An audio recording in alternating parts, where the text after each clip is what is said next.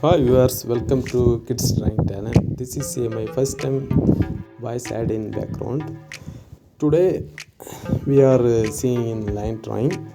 It is a very easy system for draw everyone. Okay, so please watch my video. I hope you support me and don't forget like and comment. Okay, thanks for watching.